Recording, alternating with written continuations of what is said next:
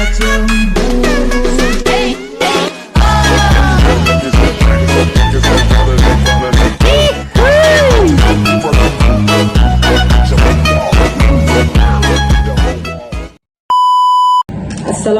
warahmatullahi wabarakatuh.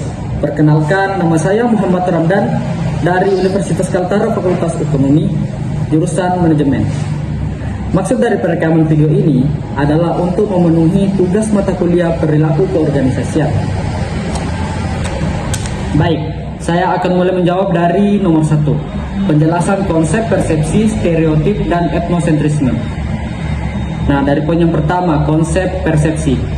Konsep persepsi adalah proses kognitif yang digunakan seseorang untuk menafsirkan suatu objek, atau secara singkatnya pandangan seseorang terhadap sesuatu. Contohnya, standar kecantikan. Standar kecantikan seseorang pasti berbeda-beda.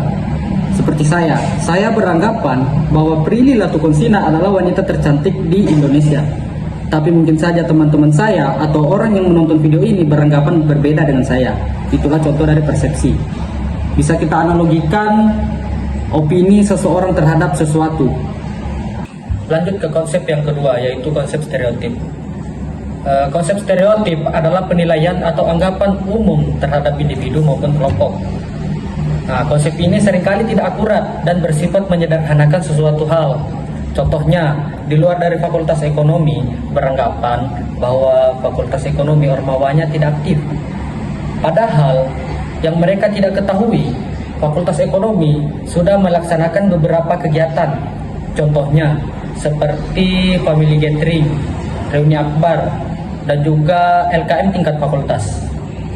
Nah, karena adanya penilaian-penilaian atau anggapan umum yang tanpa dasar dan tanpa data, itu dapat menimbulkan diskriminasi dan juga dapat menghambat komunikasi antar kelompok maupun individu. Lanjut ke poin ketiga, yaitu konsep etnosentrisme. Konsep etnosentrisme adalah sikap atau pandangan yang menilai budaya lain berdasarkan standar budayanya sendiri. Contohnya, menilai adat istiadat suku lain sebagai aneh dan tidak pantas. Bisa kita ambil dari studi kasus suku saya sendiri, suku Bugis. Di suku Bugis ada yang namanya uang panai, di mana saat seorang mempelai pria ingin menikahi mempelai wanitanya, dia harus memberikan sejumlah uang yang cukup besar. Nah, padahal kalau kita ulik lebih jauh lagi, ini adalah tradisi Bugis supaya mempelai laki-laki tidak merendahkan wanitanya. Nah, begitu. Lanjut ke pertanyaan yang kedua, yaitu bagaimana cara seorang pemimpin menghadapi kondisi dan karakter anggotanya yang berbeda-beda, dan apa aksi yang harus dilakukan oleh pemimpin tersebut menurut situational direction. Di sini kita bagi menjadi 4 level. Level yang pertama yaitu di mana anggota tersebut tidak mampu dan juga tidak mau. Level yang kedua, di mana anggota tersebut mau namun dia tidak mampu. Level yang ketiga, di mana anggota tersebut mampu namun dia tidak mau. Dan level yang keempat, di mana anggota tersebut mau dan juga dia mampu.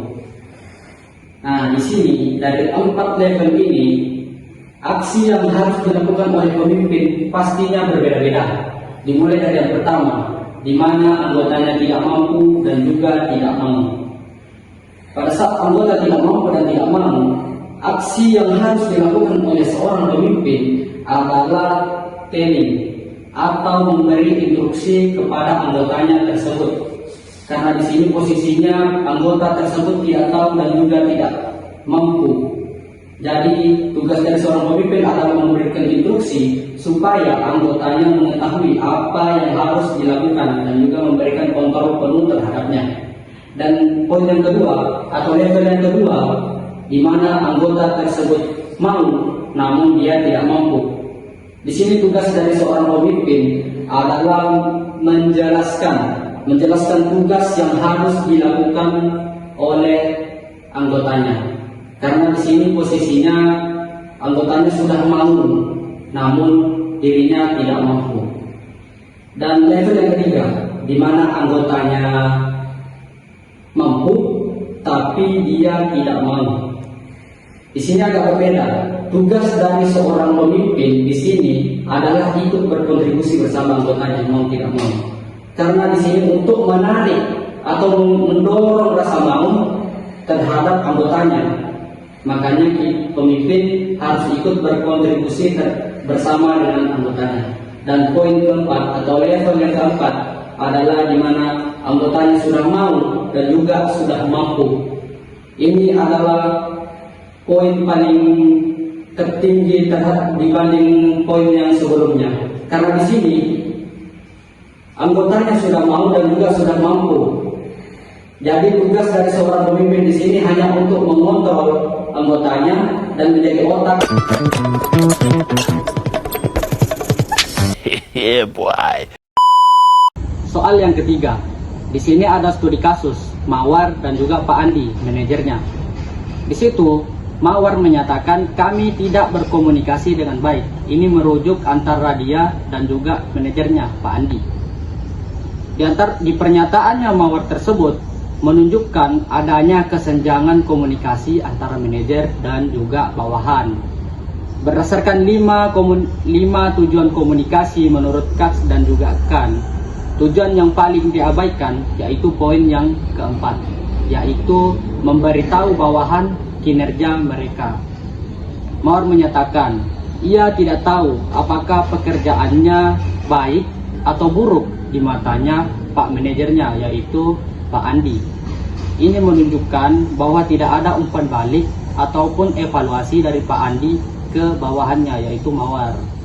Padahal tujuan ini sangat penting agar bawahannya mengetahui apakah mereka bekerja dengan baik atau bekerja dengan salah, supaya dirinya bisa mengevaluasi dirinya sendiri dan memperbaiki kinerjanya lagi.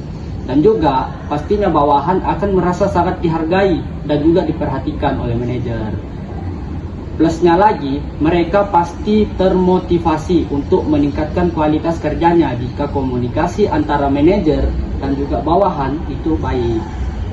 Sekian dan terima kasih. Sekian video tugas perilaku keorganisasian dari saya. Jika ada yang salah, saya mohon maaf, karena yang benar itu datangnya dari Allah Subhanahu wa Ta'ala, dan jika ada yang salah itu datangnya dari Dani Starboy.